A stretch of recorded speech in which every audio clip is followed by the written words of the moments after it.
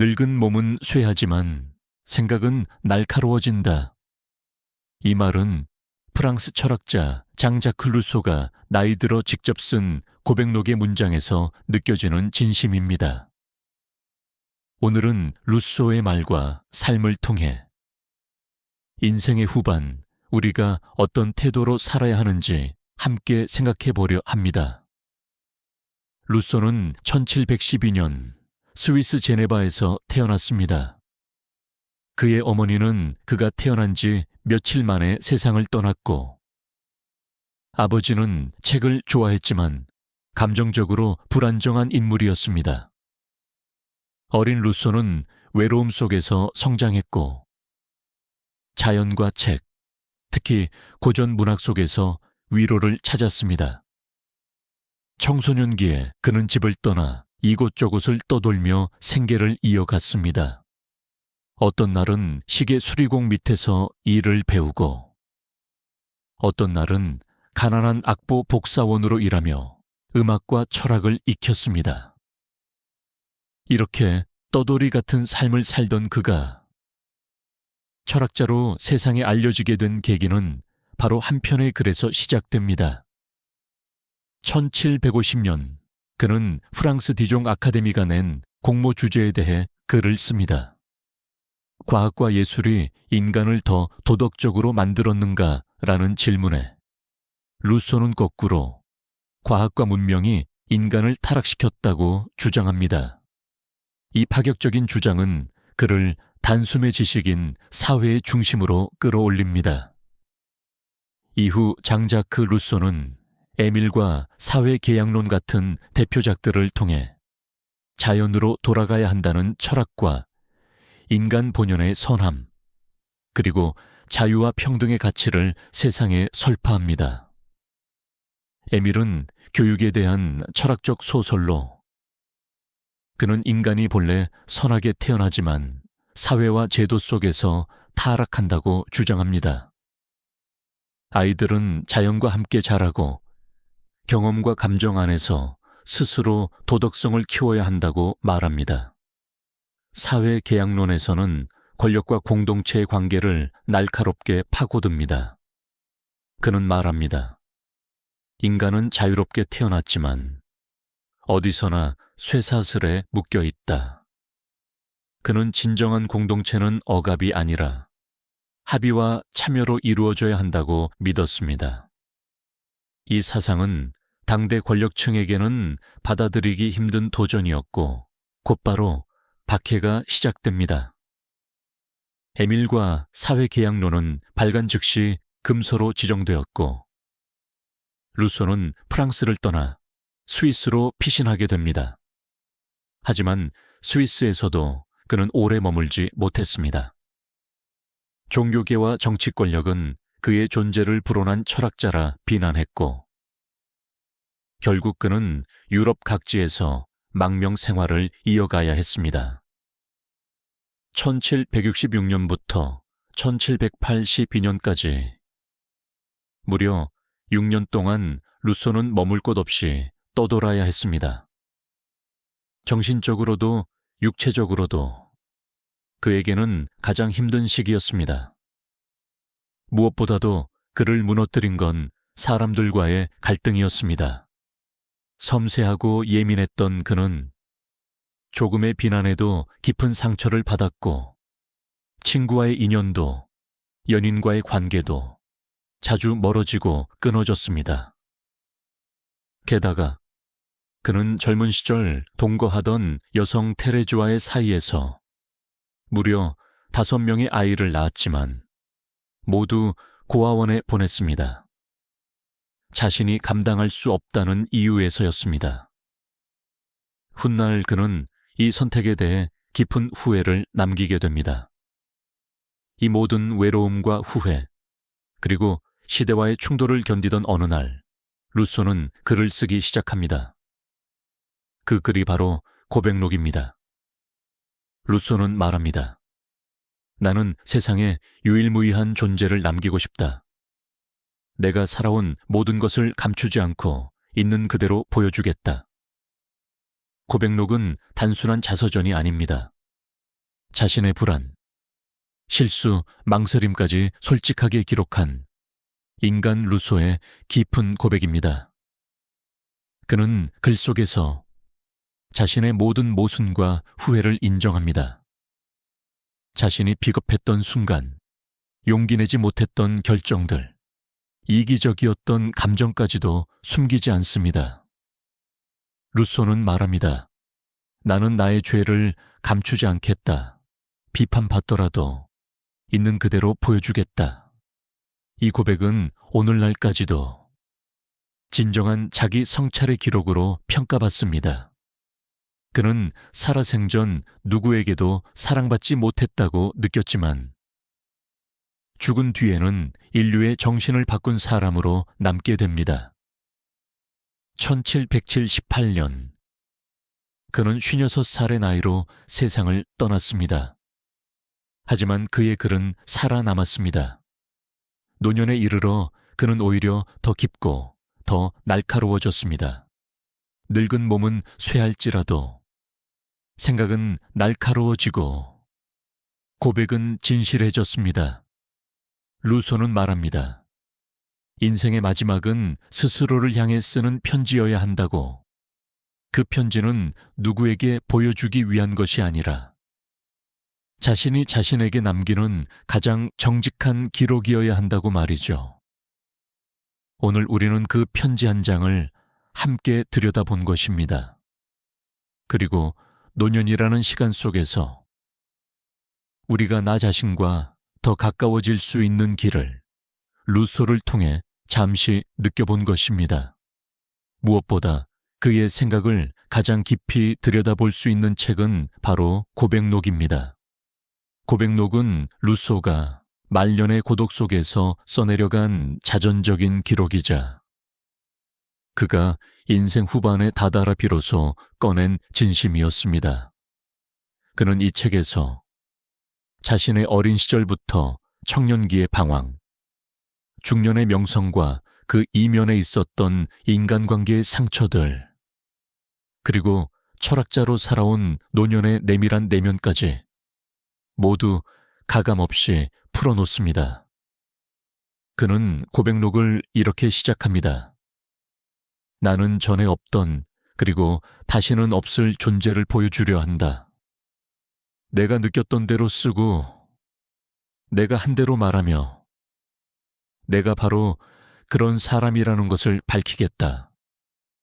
그 말처럼 루소는 이 책에서 자신의 실수와 부끄러움까지도 숨기지 않습니다. 거짓말했던 기억, 사랑을 두려워했던 순간들, 친구를 오해했던 감정, 자신이 저질렀던 회피와 비겁함까지도 기록합니다. 당시 지식인 사회에서 이런 종류의 솔직함은 지금보다 훨씬 더 위험한 선택이었습니다. 노년에 접어든 한 철학자가 스스로를 보호하지 않고 과거의 실패와 상처를 담담히 인정하는 모습은 그 자체로 하나의 혁명적인 용기였습니다. 그는 고백록 안에서 끊임없이 자신에게 질문을 던집니다.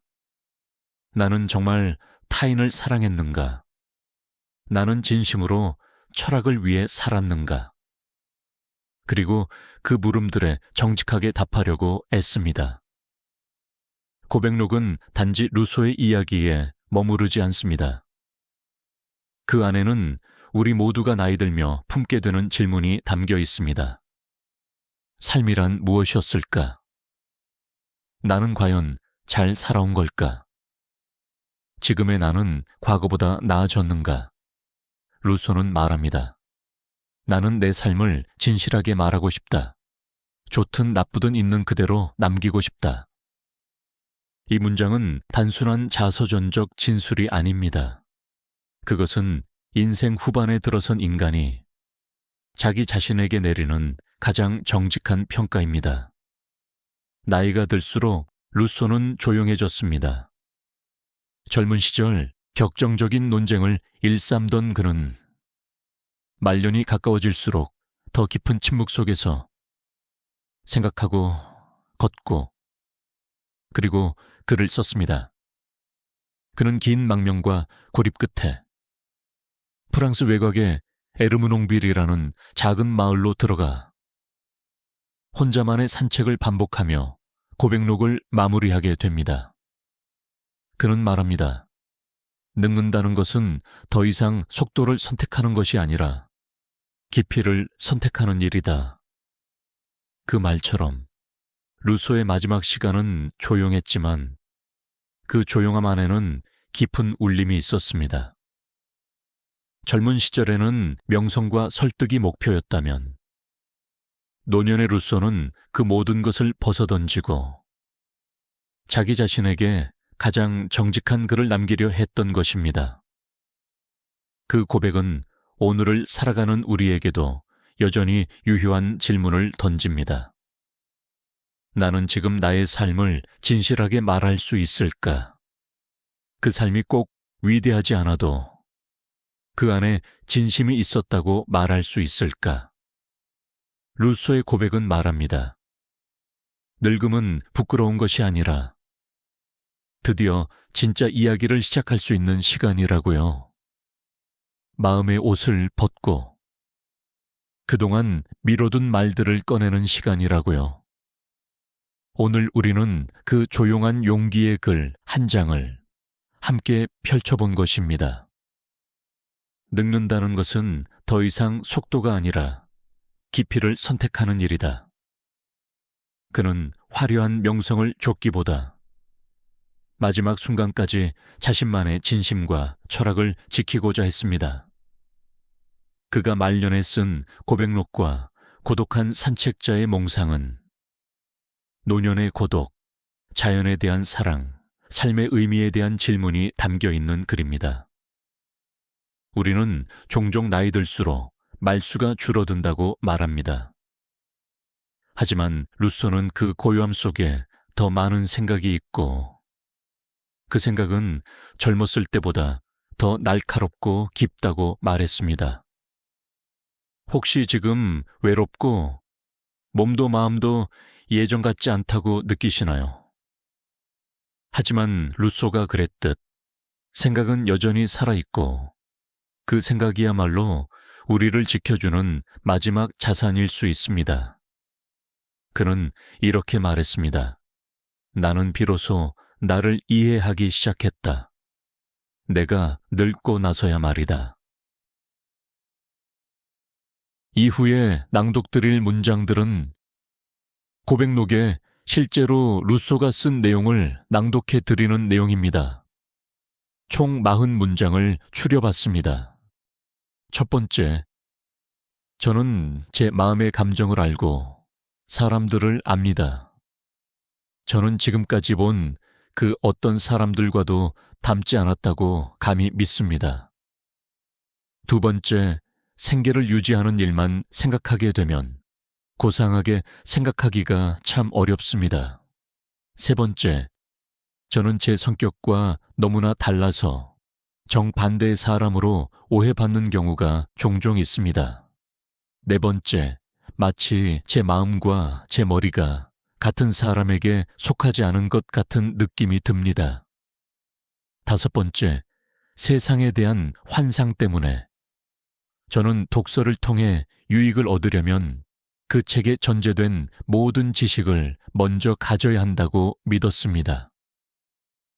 여섯 번째, 저는 마음이 갈망했던 그 어떤 즐거움도 충분히 누리지 못한 채 제 인생의 마지막에 다다랐다고 느꼈습니다.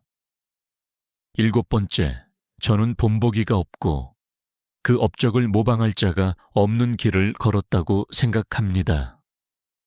여덟 번째, 심판의 날 나팔이 울릴 때 저는 이 책을 손에 들고 최고 재판관 앞에 서겠습니다. 아홉 번째, 저는 이렇게 제 자신을 선언합니다. 때로는 비열하고 때로는 덕이 있고 관대하며 숭고했습니다. 열 번째, 저는 걸을 때만 명상할 수 있습니다. 멈추면 생각도 멈추고 제 마음은 오직 다리로만 움직입니다. 11번째, 우리가 가진 돈은 자유의 도구입니다. 하지만 부족해서 얻으려 애쓰는 것은 오히려 노예의 도구입니다. 12번째, 증오는 사랑처럼 사람들을 쉽게 믿게 만듭니다. 13번째, 회개는 번영기에 잠들지만 역경 속에서 깨어납니다. 14번째, 진실을 추구하는 사람은 결국 진실을 찾게 되고 속이려는 사람은 결국 자신만을 속이게 됩니다. 15번째, 잘 사는 것은 세상에서 가장 어려운 일이고 잘 죽는 것은 가장 쉬운 일입니다. 16번째, 잠시 속일 수는 있지만 진실은 언제나 드러나고 그에 따른 결과가 따릅니다.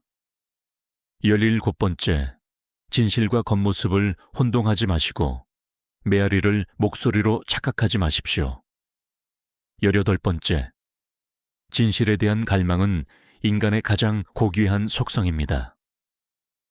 결코 편의를 위해 희생되어서는 안 됩니다. 19번째, 진실을 사랑하는 것은 정의를 사랑하는 일입니다. 진실은 모든 정의의 바탕이 되기 때문입니다. 20번째, 진실을 추구하는 것은 인간의 가장 고귀한 소명입니다. 절대로 가볍게 여겨서는 안 됩니다.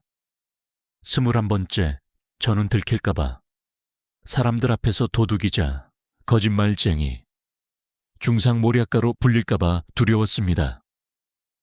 22번째, 저는 너무나 진심으로, 너무나 완전하게 사랑했기에 감히 말하건대 쉽게 행복할 수는 없었습니다. 23번째, 일반적이고 추상적인 진실은 모든 축복 중 가장 소중한 것입니다. 그것이 없다면 인간은 눈먼 존재나 다름없습니다. 24번째, 여기서 제 인생의 짧은 행복이 시작되었습니다. 여기서 평화로운 순간들이 다가와 저는 나는 살았다 라고 말할 수 있게 되었습니다. 25번째, 저는 그의 연약함을 이해해야 합니다. 인간의 힘으로는 그의 마음을 바꿀 수 없습니다. 그는 스스로 다른 마음을 받아들여야 합니다. 26번째, 진실을 사랑하는 사람에게는 자신이 아는 모든 것을 말하는 것보다 더 즐거운 일이 없습니다. 27번째, 진실을 찾는 데 지치지 말고 그것을 위해 노력해야 합니다. 어떤 형태로든 나타나는 진실을 결코 모욕해서는 안 됩니다. 28번째, 도시에 사는 사람들은 성벽과 거리, 범죄만 보고 살기 때문에 종교적 신념이 없는 것을 이해할 수 있습니다. 하지만 시골, 특히 외딴 곳에 사는 사람들이 종교적 신념이 없다는 건 이해하기 어렵습니다. 29번째, 부당하게 억압받는 약자를 위해 적절한 순간에 행한 용기 있는 행동보다 제 마음에 더 강한 감동을 주는 것은 없습니다. 30번째, 무엇이 되고자 한다면 스스로를 제대로 알아야 하고 어떤 길을 가야 할지 알고 그 길을 열정과 끈기로 따라야 합니다. 31번째, 저는 어떤 사람이었는지 스스로 선언했습니다. 때로는 비열했고 때로는 덕이 있었으며 숭고했습니다. 32번째, 심판의 날 나팔이 울려 퍼지면 저는 이 책을 손에 들고 최고 재판관 앞에 설 것입니다. 33번째, 저는 본보기가 없는 그 업적을 모방할 자가 없는 업적을 이루었다고 믿습니다. 34번째, 저는 제 마음이 갈구하는 즐거움을 온전히 맛보지 못한 채 인생의 마지막이 다가오고 있다고 생각했습니다.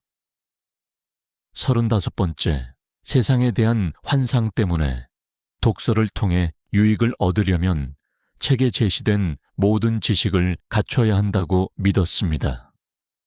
36번째, 마치 제 마음과 머리가 같은 사람에게 속하지 않은 것 같은 느낌이었습니다.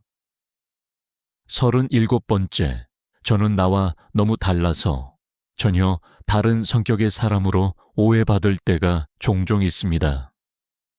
38번째, 생계를 유지하는 것만 생각하면 고귀한 생각을 하기가 너무 어렵습니다.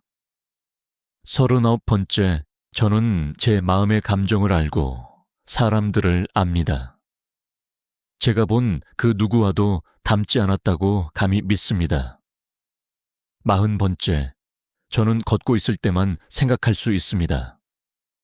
멈추면 사고도 멈추고 마음은 다리의 움직임과 함께 움직입니다. 41번째, 저는 제가 느끼고 겪은 것을 있는 그대로 말하고 싶었습니다.